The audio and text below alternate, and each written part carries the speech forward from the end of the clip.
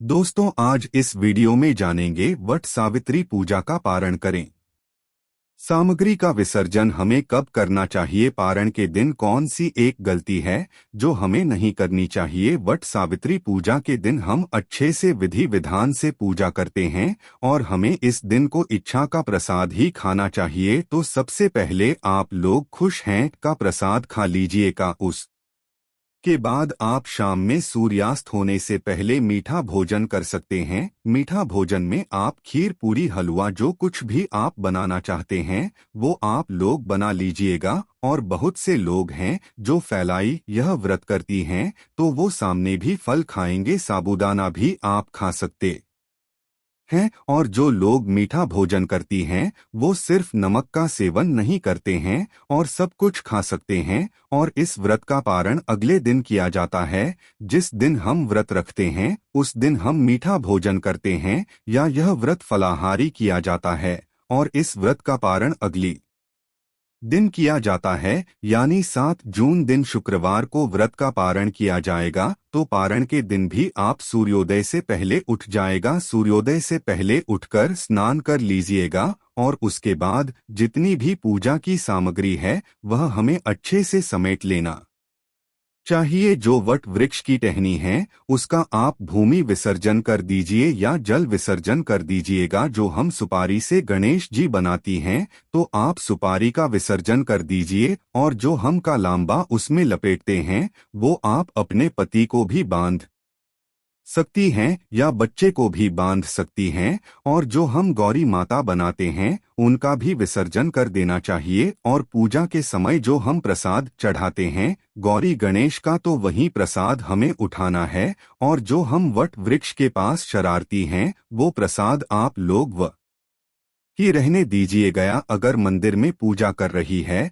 तो वहां पर पंडित जी उस प्रसाद को लेते हैं। और घर में जब आप पूजा कर रही हैं तो आपको बातें ब्रेक से का आज जब पौधा विसर्जन कर दीजिएगा तो उसी समय उस प्रसाद का भी हमें विसर्जन कर देना चाहिए। गौरी गणेश पर जो हम प्रसाद चढ़ाते हैं वही प्रसाद खाया जाता है। और जो भी पूजा की सामग्री होती है, फूल हो गया, गौरी गणेश हो गए, वृक्ष की टहनी हो गई, ये सब सामग्री का विसर्जन कर देना चाहिए। और आप लोग सुबह मतलब सूर्योदय होने से पहले ही विसर्जन कर दीजिएगा, वो ज्यादा अच्छा रहेगा। और जो हम बाल में पता लगाते हैं इस दिन, व्रत के दिन हम बड़े वृक्ष के पत्ते बाल में लगाते ही पूजन करते हैं। और बहुत से लोग हैं जो उसे गले में पहनते हैं, हाथों में बांधते हैं। तो हम लोग जो पता रहता है जिस पत्ते को लगा कि हम बाल में पूजन करते हैं उस पत्ते का भी विसर्जन अगले दिन किया जाता है। अगर आप लोग उस पत्ते को गले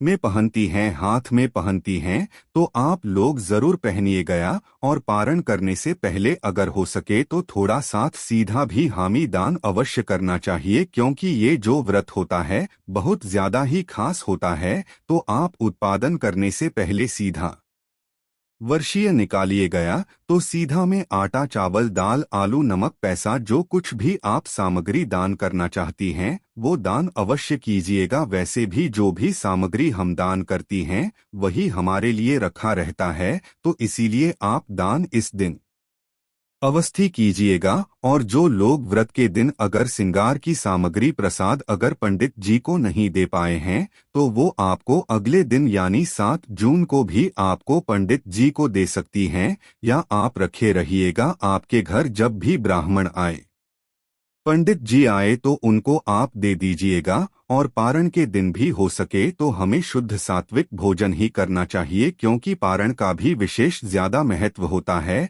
तो आप लोग उस दिन भी स्नान करके ही अपने लिए खाना बनाएं और खाने में भी शुद्ध सात्विक भोज जल्द ही हमें प्रयोग करना चाहिए, जैसे बैंगन, मूली या लहसुन, प्याज। अगर हो सके तो पारण में आप लोग नहीं खाएं। नॉनवेज की तो बात ही छोड़ दीजिए, लेकिन पारण में हो सके तो शुद्ध सात्विक भोजन ही करना चाहिए, क्योंकि ये जो हम व्रत करते हैं बहुत नियम से, विधि विधान से करते हैं। तो पारण का भी नियम होना चाहिए, अच्छे से थमी पारण करना है। और पारण का शुभ मुहूर्त है आपको 7 जून को दिन ने शुक्रवार को आप सूर्योदय के बाद कभी भी पालन कर सकते हैं। तो आप लोग सूर्योदय होने से पहले ही उठी जाइएगा, स्नान कर लीजिएगा, पूजा की जो भी सामग्री है वो आप हटा दीजिएगा। आप अपने पूजा घर में पूजा कर लीजिएगा। दान करना चाहती हैं तो दान कर लीजिएगा और उसके बाद ही हामी पारण करना चाहिए। और पारण में भी आप शुद्धता का विशेष ध्यान रखिएगा। और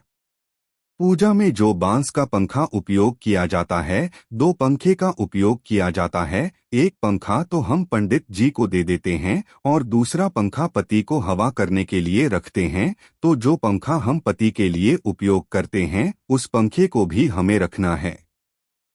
1 साल तक आप लोग रहने दीजिएगा। उसके बाद ही आप किसी को देना चाहते हैं तो आप दे सकते हैं, लेकिन पंखा हमें संभाल के ही रखना चाहिए। और जो हम पूजा में सिंदूर का उपयोग करते हैं तो उसे सिंदूर को आप लोग सिंदूर में रख लीजिएगा और पूरे साल हमें उसका उपयोग करना चाहिए। और है इस दिन हम सुहाग की सामग्री जो कुछ भी चढ़ाते हैं तो उसे सालों भर उपयोग करना चाहिए। हमें अपने लिए भी पूजा में जो हम सामग्री चढ़ाते हैं कुछ न कुछ जरूर रखना चाहिए, बहुत ज्यादा अच्छा होता है। और पूजा में जो हम खोजा का उपयोग करते हैं, कोई छह लेकर ही इस पूजा को किया जाता है तो उसे खोज से दानी को आप धोकर रख दीजिएगा। आप उसका दोबारा भी उपयोग कर सकती हैं। और जिनके पति दूर हैं, मान लीजिए आज वो अपने पति का पूजन नहीं कर पा रही हैं, तो आप उनके लिए कुछ प्रसाद जरूर रखिएगा।